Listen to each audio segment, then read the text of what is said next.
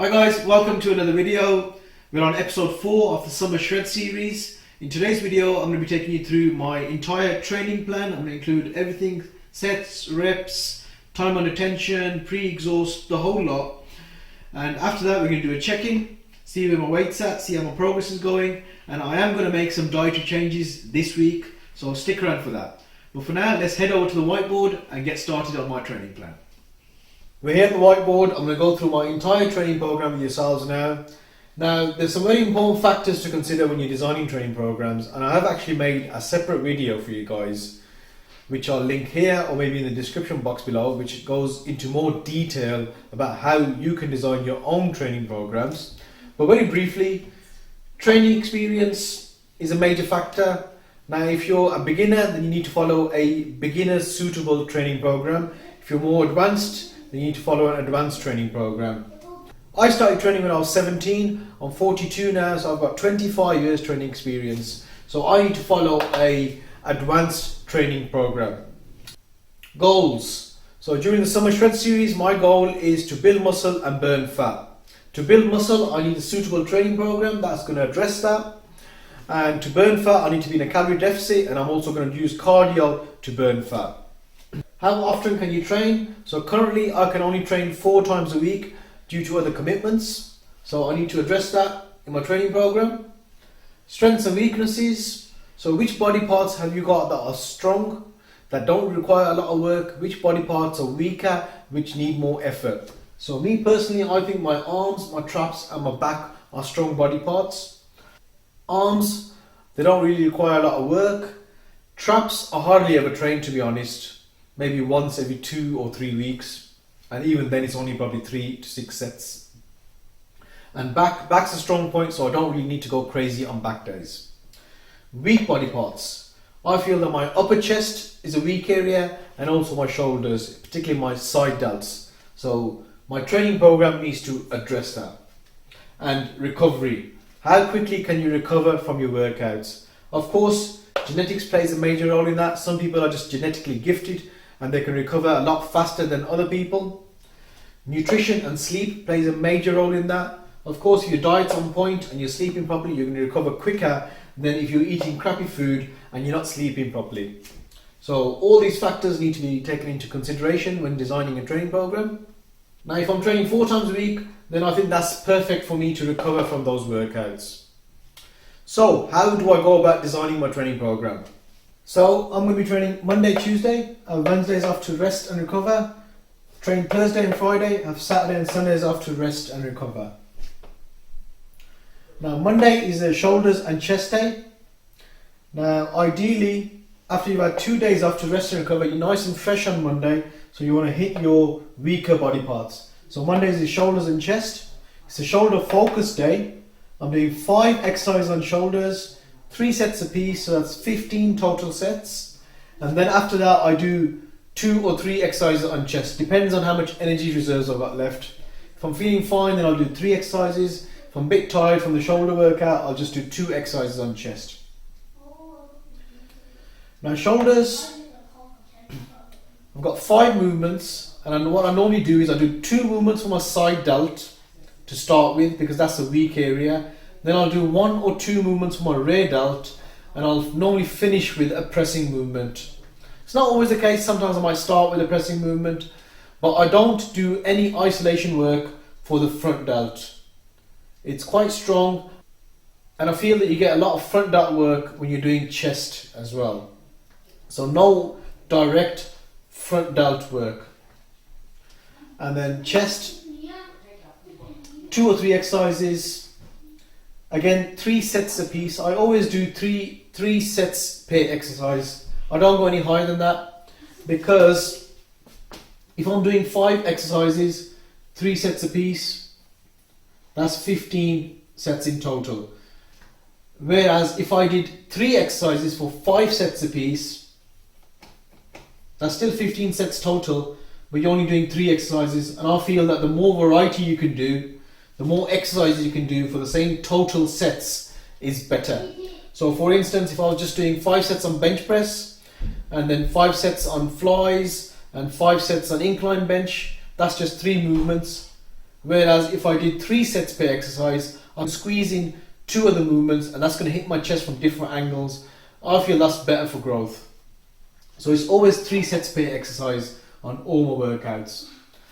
Chest, 2 or 3 exercises, but on this day, chest is going to be 20 reps per exercise. Because I'm going to hit chest again on Thursday. So on Mondays, chest is going to be 20 reps per exercise. Sometimes I'll do time under tension, so I'll do the reps nice and slowly, really squeeze that muscle. And shoulders normally on a Monday is going to be 8 to 12 reps. I might throw in 1 or 2 sets of high reps, 20 reps or so. But generally speaking, that's going to be heavy weights, 8 to 12 reps, and chest is going to be lighter weight for 20 reps. Now when I say lighter weight, don't get me wrong, it's not going to be lightweight. At 20 reps, you should be starting to fail or failing at 20 reps. Tuesdays, back and arms. Back is a strong body part. I don't really need to go too crazy on it. So with back, normally I'll start with a pull up or a pull down, followed by a rowing movement. Then again, a pull up or a pull down, another rowing movement, and I finish with deadlifts. I finish with deadlifts because I'm tired, I've already taxed my back, I won't be able to lift as heavy a weight, and therefore I feel, because I'm not able to lift as heavy a weight as I can, I've got less chance of injury. And at 42, these sort of things you have to take in consideration. When I was 21, I'd probably start with deadlifts first and put as much weight on the bar as possible. But as you get older, you need to start getting clever. And injury prevention is a big thing for me at the moment. Arms, going back to my strengths and weaknesses, is a strong body part, so I don't really need a lot of work on my arms. So I'll just do 2 exercises for biceps and 2 exercises for triceps. Again, 3 sets a piece, and the total sets on back and arms day is 27. So I am a high volume guy. I do believe in a lot of sets, a lot of reps. Wednesdays after back, I'll probably need a day off, so Wednesdays is off. Thursday, I'm nice and fresh because I've had a day off. So again, we need to hit our weak body parts. So I'm doing chest and shoulders this time. This time is chest focused. So I'm doing 5 movements on chest, followed by 2 or 3 movements on shoulders, depending on energy reserves. And again, chest is going to be heavy, 8 to 12 reps. For the majority of the workout, I might squeeze a couple of sets in for 20 odd reps. And shoulders is going to be high reps.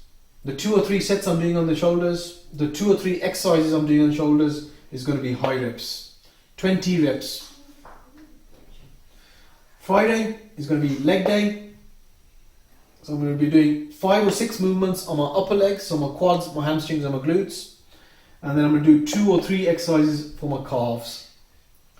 And again, because I'm training legs on the one day, 1 or 2 exercises I will do for 20 reps, and the rest I'm going to be doing for 8 to 12 reps. So my rep range is normally from 6 to 20. I don't go any lower than 6. Again, like I said, at 42 you have to be careful about injuries.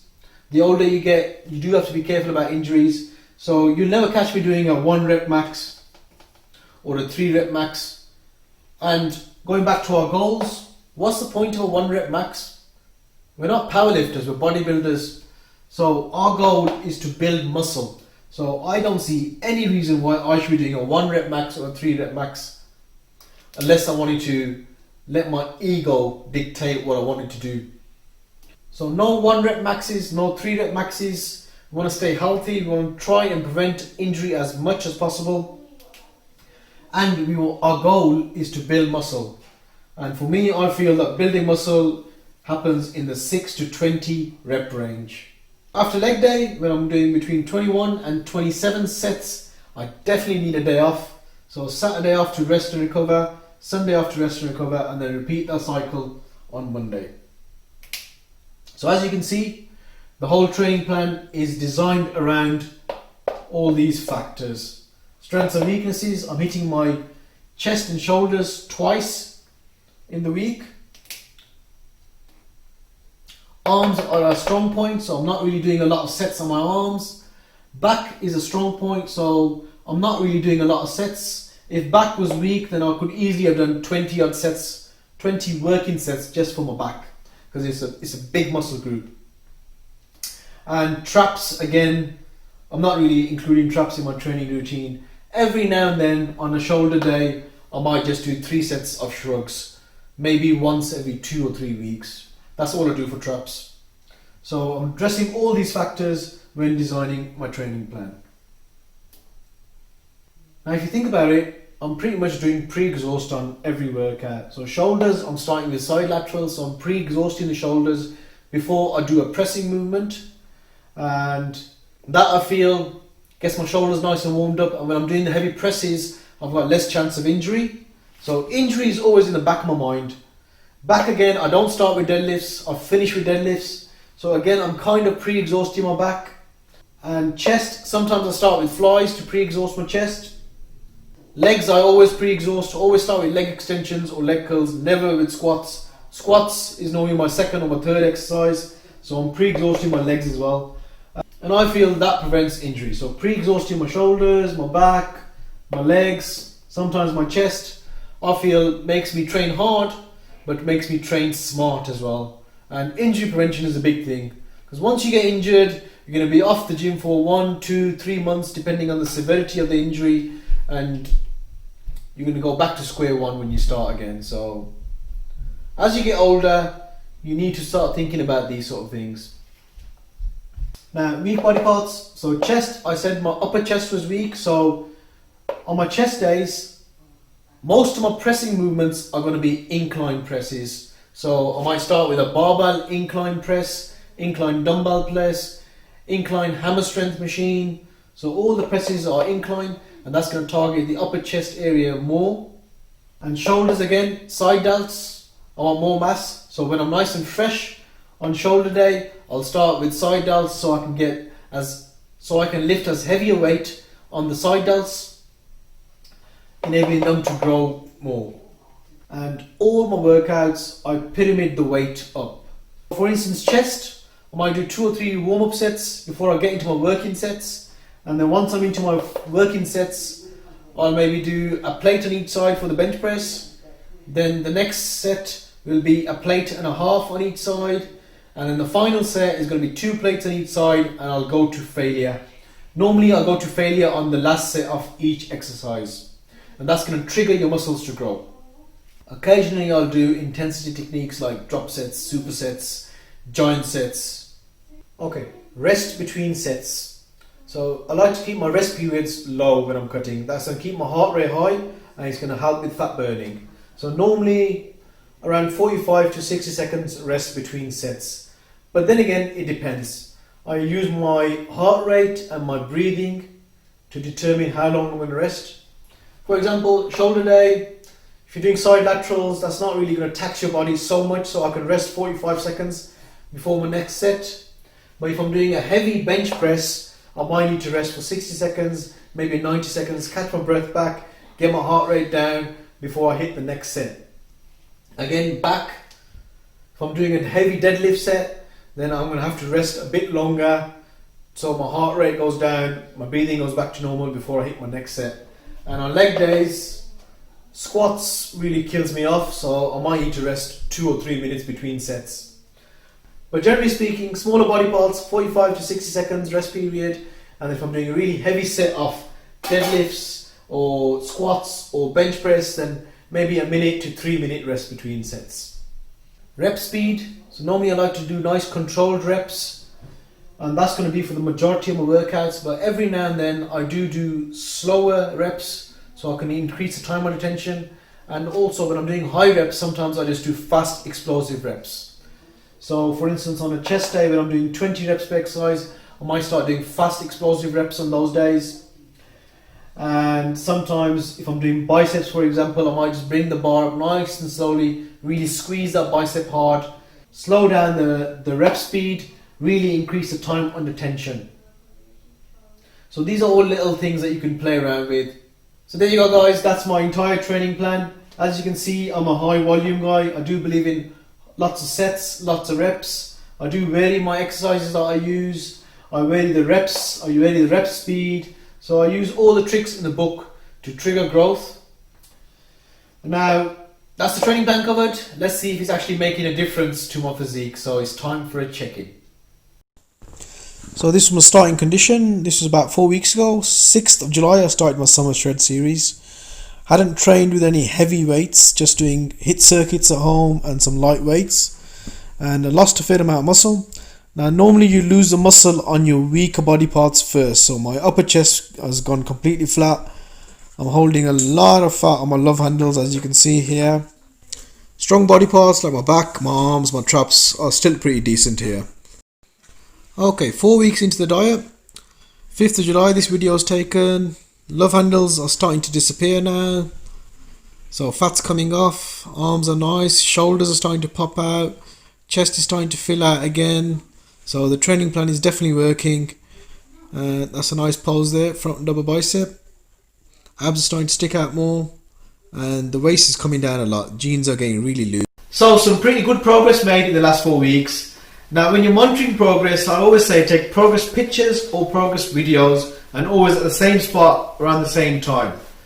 Now if you compare my physique from what it was 4 weeks ago until what it is now, on the video there's a massive difference. I've put some muscle on, I've burnt a bit of fat, but if you look at it on paper, I've only actually lost 2 pounds.